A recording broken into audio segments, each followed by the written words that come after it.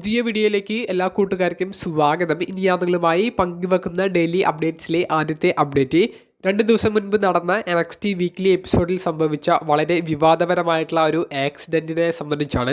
Women's north American ചാമ്പ്യനായ Blake മെൻഡ്രോ തിയ hail എന്ന റെസ്ലറിനെതിരെ title defend ചെയ്തു. എന്നാൽ തിയ ഹെയിൽ ബ്ലേക്ക് മെൻഡ്രോയെ പരാജയപ്പെടുത്തി പുതിയ നോർത്ത് അമേരിക്കൻ ചാമ്പ്യൻ ആകുന്നതാണ് മത്സരത്തിൻ്റെ റിസൾട്ട്. എന്നാൽ മത്സരം അവർ പ്രതീക്ഷിച്ച പോലെയോ അവർ എക്സ്പെക്റ്റ് ചെയ്ത പോലെയോ സ്ക്രിപ്റ്റ് അനുസരിച്ചുള്ള ഒരു എൻഡിങ് അല്ല സമ്മാനിച്ചത്. തിയ ഹെയിൽ കൗണ്ട് ചെയ്യുന്ന ഒരു സമയത്ത് യഥാർത്ഥത്തിൽ ബ്ലേക്ക് മെൻഡ്രോ കിക്ക് ഔട്ട് ചെയ്യേണ്ടതായിരുന്നു. പക്ഷേ ബ്ലേക്ക് മെൻഡ്രോ കിക്ക് ഔട്ട് ചെയ്യാൻ വിട്ടുപോയതും റഫറി മൂന്നാമത്തെ കൗണ്ട് ചെയ്തതും തിയ ഹെയിലിനെ പുതിയ വുമൻസ് നോർത്ത് അമേരിക്കൻ ചാമ്പ്യനാക്കി. ഫൈറ്റ്ഫുൾ സെലക്ട് ഈ ഒരു എപ്പിസോഡിന് ശേഷം പങ്കുവെച്ച അവരുടെ ലേറ്റസ്റ്റ് അപ്ഡേറ്റിൽ പറയുന്നത് WWE നിലവിൽ ഈ ഒരു മത്സരത്തിനെ തുടർന്ന് വലിയ മാറ്റങ്ങൾ ബാക്ക് സ്റ്റേജിൽ കൊണ്ടുവന്നിട്ടുണ്ട് എന്നാണ്. അതിൽ ഒന്നാമത്തേത് NXTയുടെ സ്ക്രിപ്റ്റാണ്. NXTയുടെ സ്ക്രിപ്റ്റ് കുറേയധികം താരങ്ങളെ ഡിപ്പെൻഡ് ചെയ്തിട്ടുള്ളതാണ്.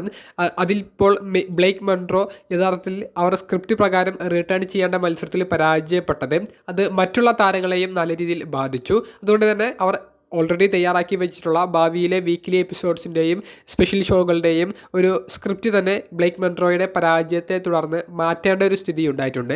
അതിനേക്കാൾ വലിയൊരു പോളിസി ചേഞ്ച് കൊണ്ടുവന്നിട്ടുള്ളത് NXTയുടെ ഷോകളിൽ യഥാർത്ഥത്തിൽ ഓരോ റെസ്ലറും അവരുടെ ഭാഗം കംപ്ലീറ്റ് ചെയ്ത് കഴിഞ്ഞാൽ അവർക്ക് എറീന വിട്ടു പോകാനുള്ള അനുമതി മാനേജ്മെൻറ്റ് കൊടുക്കുന്നുണ്ടായിരുന്നു. ഇനി അത് ഉണ്ടാകില്ല. WWEയുടെ NXT എപ്പിസോഡ് അല്ലെങ്കിൽ മെയിൻ റോസ്റ്റർ ഷോ ഏത് ഷോയും എടുത്താലും അവർ ഇനി ഫുൾ ഷോ കഴിയാതെ ഒരാളും എറീന വിട്ട് പുറത്തേക്ക് പോകാനോ ആ ഷോ ഫുൾ കംപ്ലീറ്റ് ചെയ്യാതെ ഈ സ്ഥലം വിടാൻ പാടില്ല എന്നുള്ളതാണ് ഒരു പോളിസി ചേഞ്ച് കൊണ്ടുവന്നിരിക്കുന്നത്. അത് WWE സൂപ്പർ സ്റ്റാർസിനെ നല്ല രീതിയിൽ ബാധിക്കും. മറ്റു കാര്യങ്ങളൊക്കെ പ്ലാൻ ചെയ്ത് ഷോയിലേക്ക് വരുന്ന സൂപ്പർ സ്റ്റാർസിനെ അവരുടെ പ്ലാനുകളിൽ നിന്ന് ഒരു വ്യത്യാസങ്ങൾ കൊണ്ടുവരാൻ അത് കാരണമായേക്കും. എന്തായാലും ഒരൊറ്റ മത്സരം കൊണ്ട് ഒരൊറ്റ ആക്സിഡൻറ്റ് കൊണ്ട് WWEയുടെ ബാക്ക് സ്റ്റേജിൽ വലിയ പ്രശ്നങ്ങൾ ഉണ്ടായിട്ടുണ്ട്. എന്തായാലും നിലവിൽ തിയ ഹെയിൽ, ബ്ലേക്ക് മെൻഡ്രോ, ആ മത്സരം നിയന്ത്രിച്ച റഫറി തുടങ്ങിയവർക്കെതിരെ ഒരു നടപടിയൊന്നും ഉണ്ടാകാൻ സാധ്യത ഇല്ലെന്നും ഫൈറ്റ്ഫുൾ സെലക്ട് റിപ്പോർട്ട് ചെയ്യുന്നുണ്ട്. പക്ഷേ സ്ക്രിപ്റ്റിൽ വലിയ മാറ്റങ്ങൾ കുറച്ച് ദിവസങ്ങൾക്കുള്ളിൽ ചെയ്യേണ്ടി വരുന്നത് അത് നല്ല രീതിയിൽ NXTയുടെ ഇനിയുള്ള എപ്പിസോഡുകളെ ബാധിച്ചേക്കാം. രണ്ടാമത്തെ അപ്ഡേറ്റ് ഇന്ന് നടന്ന TNA റെസ്ലിംഗിൻ്റെ വീക്ക്ലി എപ്പിസോഡിൻ്റെ മെയിൻ ഇവൻറ്റിലെ മത്സരത്തെ സംബന്ധിച്ചാണ്. ടീം TNA റെസ്ലിംഗും ടീം NXTയും തമ്മിൽ നടന്ന ഒരു സ്റ്റീൽ കേജ് മത്സരം, ഒരു വാർ ഗെയിംസിനൊക്കെ സമാനമായിട്ടുള്ള മത്സരത്തിൽ NXT ടീമിനെ പരാജയപ്പെടുത്തിക്കൊണ്ട് സാന്റിനോ മറേല, മൈക്ക് സാന്റാന, സ്റ്റീവ് മാക്ലീൻ, ഹാർഡി ബോയ്സൊക്കെ നേതൃത്വം കൊടുക്കുന്ന ടീം TNA റെസ്ലിംഗ് വിജയിക്കുന്നതാണ് നമുക്ക് കാണാൻ സാധിച്ചത്. എന്നാൽ സംഭവബഹുലമായിട്ടുള്ള ഒരു കാര്യം നടക്കുന്നത് മത്സരശേഷമാണ്. സാന്റിനോ മറേലയെ ലോ ബ്ലോ ചെയ്തുകൊണ്ട് സാന്റിനോ മറേലയുടെ മകൾ എറിയാന ഗ്രേസ് ആക്രമിക്കുന്നതായി നമുക്ക് കാണാൻ സാധിച്ചു. എറിയാന ഗ്രേസിൻ്റെ ഭർത്താവ് TNA റെസ്ലിംഗിൻ്റെ ഭാഗമാണ്. സ്റ്റാക്സ് എന്നാണ് അദ്ദേഹത്തിൻ്റെ പേര്. സ്റ്റാക്സ് നിലവിലെ ഇൻ്റർനാഷണൽ ചാമ്പ്യൻ കൂടിയാണ്. അപ്പോൾ സ്റ്റാക്സിൻ്റെ കൂടെ എറിയാന ഗ്രേസ് ജോയിൻ ചെയ്യുന്നതും അച്ഛനായ സാന്റിനോ മറേലയെ ലോബ്ലോ കൊടുത്ത് ആക്രമിക്കുന്നതായിട്ടുള്ള ഒരു മൊമെൻറ്റ് നമുക്ക് കാണാൻ സാധിച്ചു. ഇനി പൂർണ്ണമായി എറിയാന ഗ്രേസ് ഒരു ഹീൽ വില്ലൻ ആയിരിക്കും എന്നുള്ളത് ഉറപ്പായിട്ടുണ്ട്. സാന്റിനോ മറേല ആക്റ്റീവായിട്ട് സ്റ്റോറി ലൈനുകളിൽ ഇൻവോൾവ് ആകുന്നത് TNA റെസ്ലിംഗ് കാണാനുള്ള പ്രേക്ഷകരുടെ എണ്ണം വർദ്ധിപ്പിക്കും എന്നുള്ളതിൽ യാതൊരുവിധ സംശയവുമില്ല.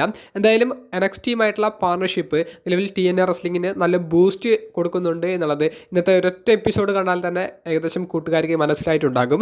ഇന്ത്യയിൽ യൂറോ സ്പോർട്സ് ചാനലുകളിലൂടെ TNA റെസ്ലിംഗ് അവരുടെ വീക്ക്ലി ഷോസും സ്പെഷ്യൽ ഇവൻറ്റ്സും ടെലികാസ്റ്റ് ചെയ്യുന്നുണ്ട്. മൂന്നാമത്തെ അപ്ഡേറ്റ് WWE വമ്പൻ നീക്കം നടത്താൻ പോകുന്നു എന്നുള്ളതിനെ സംബന്ധിച്ചാണ്. ഫൈറ്റ്ഫുൾ സെലക്റ്റും റെസ്ൽ വേർഡ്സ് എന്ന് പറയുന്ന ട്വിറ്റർ ഹാൻഡിലും ഒരുമിച്ച് നടത്തുന്ന പോഡ്കാസ്റ്റിലൂടെ അവർ പുറത്തേക്ക് വിട്ടിട്ടുള്ള അപ്ഡേറ്റ് അനുസരിച്ച് നെറ്റ്ഫ്ലിക്സിലെ വമ്പൻ സീരീസുകളിൽ ഒന്നായ സ്ട്രേഞ്ചർ തിങ്സും WWEയും ഒരു ക്രോസ് ഓവർ ചെയ്യാൻ പോകുന്നു എന്നാണ് നമുക്ക് മനസ്സിലാക്കാൻ സാധിക്കുന്നത്.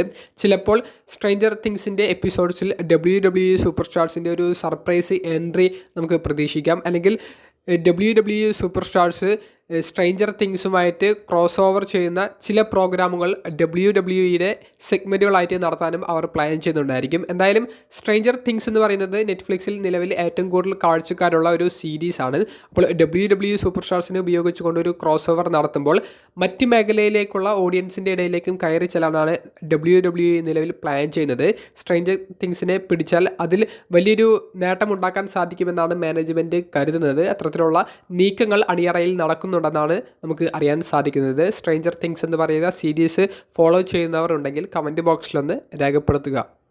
ഏറ്റവും അവസാനത്തേത് ജോൺസിന വേഴ്സസ് ഗിന്ദർ തമ്മിൽ നടന്ന ജോൺസിനയുടെ റിട്ടയർമെൻറ്റ് മാച്ചായി നടന്ന മത്സരത്തിൻ്റെ WWE Saturday night main event എന്ന് പറയുന്ന ഷോയുടെ മാച്ച് റേറ്റിംഗ്സ് നമുക്ക് അറിയാൻ സാധിച്ചിട്ടുണ്ട്. മറ്റ് മത്സരങ്ങളെ സംബന്ധിച്ചൊന്നും നമ്മൾ നോക്കുന്നില്ല. ജോൺസൺ വേഴ്സസ് ഗുന്തർ തമ്മിലുള്ള മത്സരത്തിന് നിലവിൽ ഡേവ് മെൽസറിൻ്റെ മാച്ച് റേറ്റിംഗ് അദ്ദേഹം കൊടുത്തിരിക്കുന്നത് സ്റ്റാർ റേറ്റിംഗിൽ ഒരു 4.5 ആണ്. അതായത് 4.5 സ്റ്റാർ കൊടുത്തിട്ടുണ്ട്. അത് നല്ലൊരു റേറ്റിംഗ് ആണ്.